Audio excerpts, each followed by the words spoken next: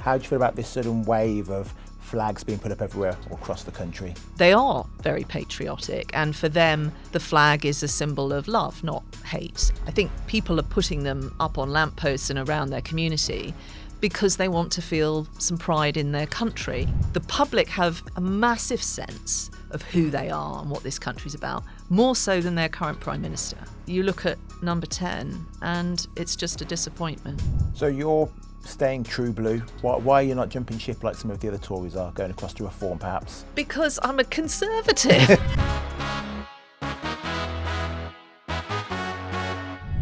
Hello and welcome to the Daily Expresso. On today's very special episode, I'm joined by one of the most recognisable figures in British politics, a former Cabinet Minister, Commons leader and two-time Conservative leadership contender, Dame Penny Morduant. She's been at the heart of government through some of the most challenging years in modern politics, and she's now turning her attention to what she calls Britain's forgotten traditions. Penny, absolute pleasure to have you in the studio today. Thanks for having me. Tell us about the new book. What inspired you to write this? Well, really, it was my experiences of being the late Queen's last and the King's first Lord President. So from the Accession Council right through to the Coronation and what followed. And particularly when we lost the late Queen, that was a moment we had identified in our security documents as being a moment of great peril for the nation. And it was a huge change for people against a backdrop of immense political turmoil. It was the start of the Liz Truss administration, and things were rather bumpy. And I was very worried. It wasn't a foregone conclusion that people were going to accept the new king. We'd only known Her Majesty for so long. And I was so struck by how the ceremonies and traditions and the rituals that we went through held us together through that time and enabled us to cope with great change and uncertainty. And so I saw the power of them, really, and then started looking into what else they could help us do. I think it is fair to say the world is a very volatile place. People are frightened about the unreliability of things, rules that we thought we could rely on and nations we thought we could rely on, that's all breaking down. So I say in the book that these traditions could actually be our superpower for navigating these very worrying times. Okay, well, this is the book, Pomp and Circumstance, Why Britain's Traditions Matter. Which of the traditions as a country do you think we're missing? Well, there are some traditions that have fallen by the wayside, and rightly so. I'm afraid way back there was a lot that involved various forms of animal cruelty. Flounder squelching has conveniently been consigned to the dustbin of history. But actually, what we discovered is that these things are on the rise.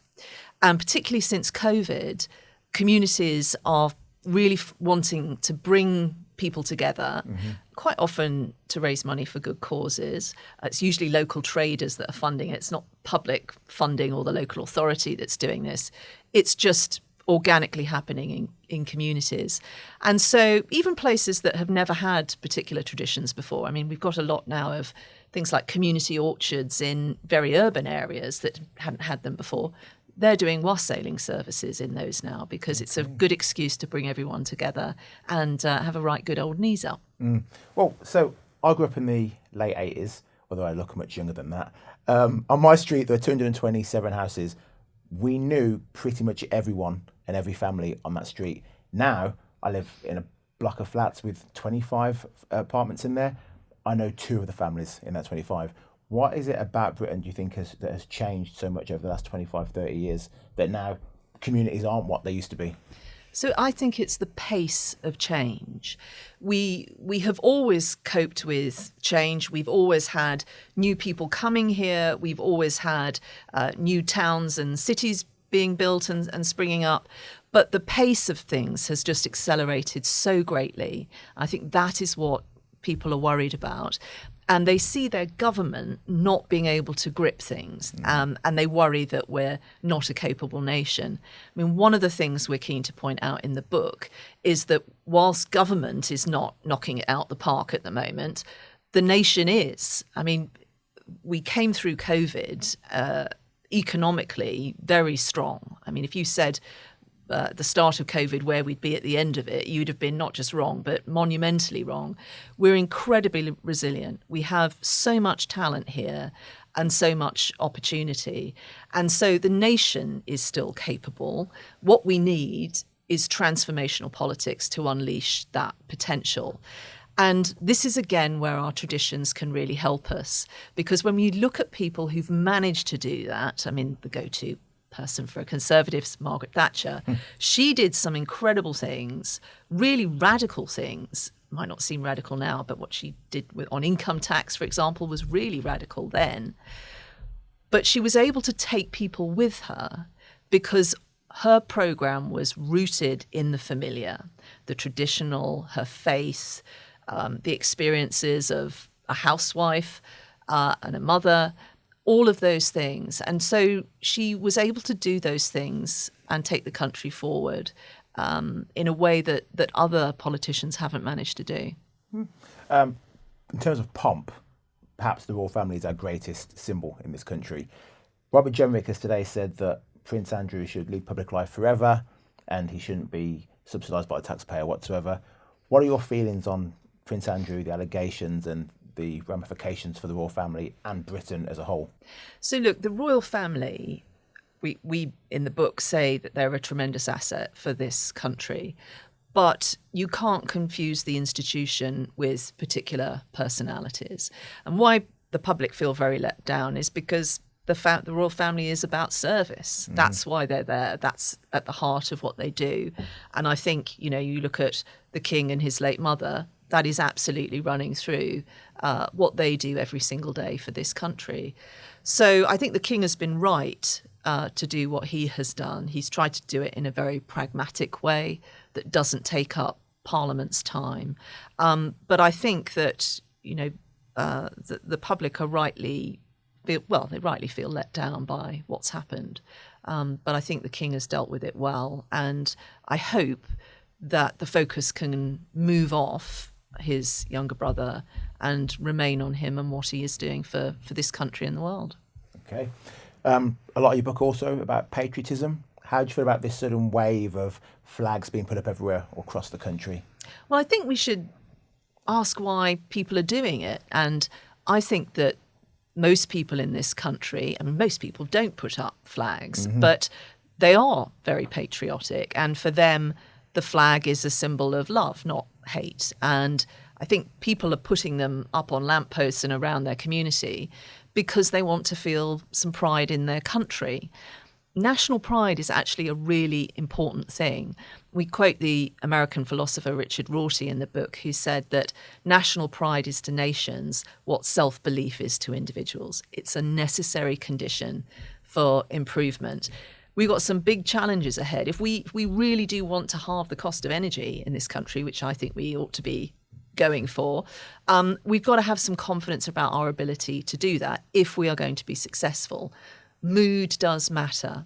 And I think that what you can see going on around the country is people crying out for wanting to be proud of their country, wanting us to be capable, wanting us to be reliable, living the values that make them proud. That's what they want to see. And to people who say that they shouldn't be doing that, or that the flag is somehow being hijacked, I don't think that's the case.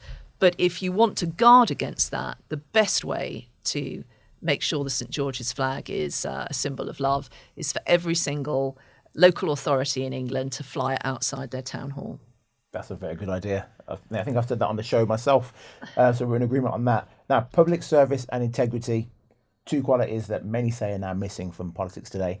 You've been in the heart of Westminster. Are there any politicians who still embody public service and integrity? Look, I think that a lot of politicians do. If you ask people how they feel about their member of parliament in their community, they're generally quite glowing about them because they see what they do away from Westminster every day in their constituency. But I think that people get disappointed about what goes on in Westminster. And quite often it does seem to be in a bit of a bubble. And that's really odd because MPs, the way we run things here, every Friday and weekends, they should be back with their constituents talking to them about what's going on in their lives. But I don't think that Westminster and Whitehall have been focused enough on some really important things. business. Everything we care about in this country requires on businesses doing things and raising taxes for us so that we can afford our public services, we can afford to make infrastructure investments. It all comes from people making the wealth for this country. And to do that, there are people taking risks. And we haven't rewarded people that take risks for the benefit of this country. We've lost that connection between investment coming into this nation and what it means for the disposable income of every household, what it means to people's retirement age, all of those things. And I think what we need to get back to is that narrative about what we're all doing together and why, if the country does well, it's a good thing and we should celebrate people that make that happen. Okay. You were in government for the entire 14-year Tory reign. How would you assess the success of that era? Look, I think we did some good things that are now very sadly being unpicked by this government. I think the education reforms that we did made a massive difference to so many children and their life chances. And I knew that from the area that I represented. It wasn't just that what we enabled schools to do. It's the fact we actually rebuilt a lot of crumbling schools. My constituency had a university technical college, which was exactly what it needed. We rebuilt lots of secondary schools, and we really did transform the education landscape. Where I think that we've got things wrong is, particularly during the latter stages of Conservative administration, is that we didn't understand the pace of change that was happening. And immigration is one of those issues. It's become totemic for governments not being able to do things and be capable. The net migration figures for the last few years in the Boris administration were equivalent to everything that preceded it since 1066. It's the pace of change. And we've always had, Danes, Vikings, French, you name it, coming to these shores over many centuries. But it's been gentle waves lapping at the shore. What's happened in the last few years has not been that. And I think recognising the pace of change and how Whitehall and Westminster have to adapt what they do to meet that change, to reassure the public. And I said when I lost my seat, you can talk about freedom and security all you like, but if you're afraid, you can't have either. Speaking of the Boris wave, that's something that Reform keep banging on about now, saying that the current situation we're in is at the fault of Boris Johnson. Do you agree with that, Ben? So I think, again, he did some things well. He did other things less well. I didn't serve in his cabinet when the COVID pandemic started and he asked me to look after civil contingencies. I said, yes, of course I will. That was the right thing to do. But I think what Kemi is now doing is the right thing, which is to look at these big fundamental challenges that we have, whether it's reducing dramatically the cost of energy, whether it's about transforming how we enable people to have a stake in this country and ownership, whether it's a home, whether it's being able to be an investor, all of these things that John Redwood's done so much work of historically. These are the things we ought to be looking at. We've got some big challenges. We need to really look at that. And she is now doing the right work to get to those answers. And I'm going to do everything I can to support her doing that. So you're staying true blue. Why are you not jumping ship like some of the other Tories are, going across to Reform, perhaps? Because I'm a Conservative, and If they asked you, you'd be a great asset for Reform. Respectable politician, good pedigree. I think Nigel Farage did once compare me to a Roman goddess, but good luck to them. But they are not Conservatives. I mean, we know that they're taking political support from all sorts of areas. I didn't know actually until after the last general election that some of the candidates they fielded in Scotland were pro-independence. I'm a unionist. I fought very hard to make sure that we were going to hold the UK together. Why would I go and support a party that didn't have that same view? And I think if we're going to do the things that the country needs us to do, and we're going to have the tax breaks that the wealth creators need us to do, and are right down to our small businesses, we also have to control public spending. I don't see Reform doing that. The last election, I think they'd have added 150 billion rather, to our public spending. So they're not for me. I'm a conservative, and in the future, I'd like the state to be smaller, not bigger. Okay. As you say, Farage once compared you to a Roman goddess. You were also once voted, I think, the sexiest politician of the year. When you carried that sword, everyone was talking about your appearance and how great you looked. Does it get frustrating that your attractiveness perhaps sometimes overshadows your competence? Well, I think what I learned at the Coronation is the power of an image can be very strong. And actually in the book, we've got some pictures. After the Coronation, I was sent hundreds of drawings of me by young girls, lots of brownie groups. They're very sweet, actually. They're the last plate in here if you want to see them. Please. There we go.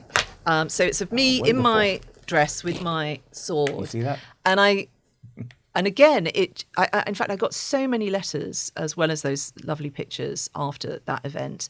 And that told me it really wasn't about me. It was about how they had felt seeing the whole thing, seeing me representing the king's authority with a, girl power outfit on and a great big sword. But I had all sorts of letters from everyone, from amazing walks of life. I had more letters than I had votes at any election sent to me afterwards. And it was about people telling me what that day meant to them. I was kind of a lightning rod for it, which is why they posted it to me. But it was really about how they felt about their country. And that was quite something. Now, listen, we haven't got all day for this next question, but what do you think is Keir Starmer's biggest weakness? Oh, how long have we got? Look, I said, well, I would say to you, this is an abridged version, go back and listen to everything I said about him when I was leader of the Commons at the dispatch box, which was really about him not having a sense of the country or what he wanted to do and what he felt the country needed. And he stood for election relying on the sole fact that he wasn't us. Yeah. And ended up with this massive majority on a manifesto which had no detail in it at all. Compare it to our programme for reducing spending on welfare and controlling public spending. A lot of detail in ours, nothing in his. And the problem with that is not only are you left with someone that's just, the country is rudderless. It's got no sense of what it's trying to achieve or why. And you can see that in their programs on energy. The only country that is benefiting from that is China. It's not creating jobs here. And you also can see it in the fact that their own members of parliament wouldn't vote for quite modest welfare reform to try and control public spending, which the country is desperate for their government to do. And so I think the overwhelming feeling is that you're the leader of this great country doesn't know what he wants to do. And at a time when we really do need politics to be transformational, and I think if you had that leadership, the nation would absolutely rally. And the Commons would as a whole, I think. And it's just a massive wasted opportunity. And so you've got the country that's just forging ahead with scientific breakthroughs, with all this ambition, business still being incredibly stoic and brave and doing things. And you look at number 10 and it's just a disappointment. So that makes me very sad. That's why, in part, I think people are tying flags to lampposts, because they want us to be back. Yeah. Well, you've been very vocal about Starmer's Chaos Islands giveaway. What do you think it's going to do to the UK defence? So this is really serious, and it's been folded in now to other stories, the collapse of the spy trial, about this government's attitude towards China. The Chagos Islands deal, I've read the agreement and all the articles in the annexes, and it is going to mean some very detrimental things for our ability to do what we want to do on defence. So just things like not being able to control and have access to the electromagnetic spectrum, that's radio. We can't put maritime sensors in the water. We have to give Mauritius particular information if we are going to conduct a particular operation. I mean, there's reams of this stuff that are going to constrain our activity. And what I just know what the Whitehall will be thinking. It'll be, well, these are more guidelines. We won't really have to do it. Yes, you will. That's what's going to happen. You're leaving this book of instructions for future generations. That's what's going to happen. And anything that constrains our ability to do what is in our national interest is bad. Mm-hmm. And so I just think there is so many questions that are unanswered about why we decided to do this thing in this particular way. People have rightly focused on the enormous amount of money it's going to cost, but I've focused on what this practically means for our ability to defend ourselves and work with our key allies to defend our collective interests. Let's talk about Rachel Reeves. She's blaming Brexit for her needing to raise taxes in the upcoming budget. Now, you were a Brexiteer. I was one of those rare Brexiteers that voted for it. So does she have a point? Are you guys to blame for our current taxes? Look, I'm anticipating that, in a couple of weeks, poor Larry the cat is going to be on a list of people to blame. We know who is to blame. It was Labour's spending proposals when they came into government. That 22 billion black hole was because of their spending plans, not ours. Mm-hmm. And then what she did at the budget.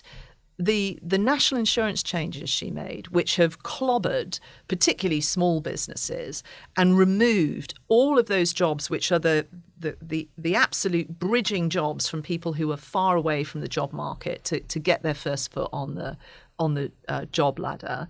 And she's clobbered charities as well, all the people that were providing support to get people into work. All that's gone. It's terrible. She's only herself to blame for that. And again, I know we don't have much time, but I have permanently pinned on the top of my Twitter feed a video called Freedom is Never a Gamble.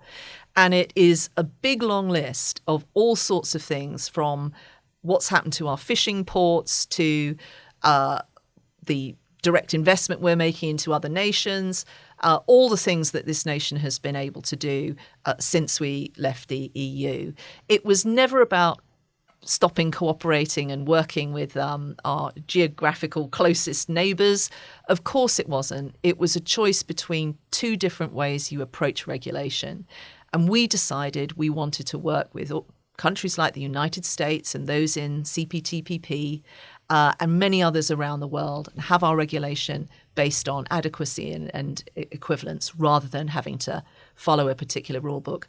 It stood us in great stead. I could have added all sorts of things that it enabled us to do during the pandemic as well in that video. But it's what the country decided to do. And having done it, let's make the most of it, because there's massive opportunities we haven't tapped into in yet. And we should be looking at places like the City of London and thinking, my God, what that could be if we really put our shoulder to the wheel and put some serious thought into it. So after years of chaos, we had Brexit, Partygate, lockdowns. Then we had the promises from a Labour Party who, once got into government, essentially lied and flip-flopped for the last year and a bit. Have people lost faith in the Tories and Labour, and that's why Reform are now leading in the polls? I think we have to recognise that the driving force in politics at the moment is people just want things to work. Mm-hmm. And to a lot of people, they've looked at successive governments of various political hues, and they don't see that. And the totemic issue for that is the small boats issue. But actually, you could say the same about certain parts of the NHS. You could say the same about all sorts of things. And so they feel that their governments don't have the agency that they ought to. And their own agency is being eroded as well. Ask anyone who's ever tried to fill in a pothole themselves, right? So this is not what we're about, Britain. We're about being capable and getting things done. And if you want something sorted, the Brits will do it. That's what people sense their nation is about. And they don't see that happening in Whitehall. So they're not, as a whole, political animals. Less than 2% of the country has ever been a member of a political party. They just want competence. They want practical things done. And they see these massive challenges coming down the track at us, the pace of technological change, what China is up to. And those are frightening things. They're very uncertain. So they conclude we need that transformational politics. I don't think they're going to find that in reform for the reasons I've outlined. I think they'll balloon the state, they'll put the union at risk, and they're not doing the hard yards on policy. I mean, you can see that from some of the things that they've come up with. They spend more time moaning about them than thinking about how to solve them. And that's fine if you want to be a disruptor. That's not what the public want. They want people that are actually going to get things done. And that's why I think the approach Kemi's taken is the right one. She could have come out with all sorts of stuff, yonks ago, but it wouldn't have been up to standard. And she knows that as we go into the next general election, that programme that she puts together has got to be transformational for Britain.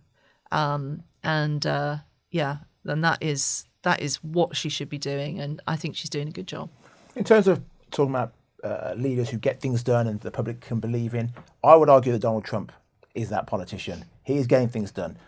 Okay, half of America don't like him, but just over half of America do like him. And he's on the world stage, certainly, he's getting things done. Does Kemi Badenoch have that Trumpianness about her, would you say? So look, I don't agree with every single thing that Donald Trump has done, but what he has done is demonstrate that you can get things done. I mean, sorting out the illegal migration issues, he has resolved that problem that was in the too tough in tray for far too long. He's cracking down on things. And he's demonstrated that if you have the political will to do that, you can do that. But I don't think that just replicating that here is going to work. And here's why. In the book, we say that one of the things that is a massive asset to us is that our uncodified constitution, which is written down but in like 9 million places and held together with women carrying swords, etc., that has been forged through 1,000 years, and it's been stress tested to destruction. That gives us, and we've seen it during Brexit, during a whole raft of situations, huge flexibility and adaptability. And at a moment when the world is on fire, that is a massive asset if we just recognise it for what it is. In stark contrast to us, the US is a comparatively young country with a young constitution that hasn't had that. And so the creative chaos that you're seeing at the moment as the president is signing lots of executive orders and Congress is saying, hang on, don't we do tariffs? That will work in the US. We'll see what happens, but that's fine for the United States. Try that here and you will come a cropper. So we really do have to recognise how we need to do transformational politics here. The public have a massive sense of who they are and what this country's about, more so than their current prime minister. And there is a very good reason for that. It's because we have these rituals that bring us back to ourselves, that clothe us in our rightful minds. And that's why cheese rolling and gravy wrestling are as important as coronations, and why pearly kings and queens are as important as our monarchy, because that gives us a sense of ourselves and it enables us to do really transformational and wonderful things if we just remember who we are. So good luck, Donald. That's not going to play over here, though. Well, so essentially, and with pomp and circumstance, we need to preserve Britishness and all of our traditions. Yes, I think when you get to the heart of all of these things, actually, whether they're the local customs, in the back of the book, we catalogue everything that goes across the year in all these villages and towns around the UK, but also our big national events. They have common themes. They are about our values. They value service and duty. They value supporting charity and looking after one another. They want to bring people together, whether it's a wave of proclamations in the wake of losing a monarch, or whether it's about just getting everyone in your town in one place on one day to put their arms around each other. That's what these things do. And we feel the need to do that very strongly. The reason why these traditions are on the rise isn't because DCMS has sent a memo out to local authorities. It's because people feel this really strongly. And that gives me great confidence about the future and who we are. And it makes me proud. But would it make you more confident about our future if we didn't have Starmer as Prime Minister? Of course, of course. But we are a resilient nation. And I mean, I just look at our businesses and our small businesses. It's really heartbreaking to hear some of the things that they've gone through over the last year. I'm patron of an amazing charity that provided incredible employability support to people with learning and behavioural disabilities, whether it was teaching them how to do hospitality and catering, or repair computers, all sorts of things. It's had to shut all those services because of the national insurance contribution rises. So right at a moment when you're trying to shrink the welfare bill, get people into work, you've lost all of that incredible grassroots support, and you've also destroyed all the jobs that those people could have gone into. I would love there to be an election sooner rather than later. But these amazing people in our communities and in our businesses, they're doing their thing, and we will get through this. And Kemi's job and all of our jobs is to try and mitigate what they can do and highlight and make it just so embarrassing what they're doing, whether it's destroying the education reforms, where there was cross-party consensus on these things, whether it's destroying, how we farm in this country. I mean, these are terrible things. We just have to try and mitigate it in the meantime and try and prevent it from happening. And of course, the budget is going to be critical in that. Penny Morduant, thank you very much for your time. Thank you. Can I just add, all the proceeds for this are going to some amazing veterans charities. So if you're short of a stocking filler for Christmas, please consider buying it. It's good fun. And it'll cheer you up. Awesome. Thank you very much. Thank you. That is all we have time for today's Daily Expresso. The caffeine has truly worn off. But thank you for watching, and join us tomorrow when I'm joined by Cal Malone. Bye-bye.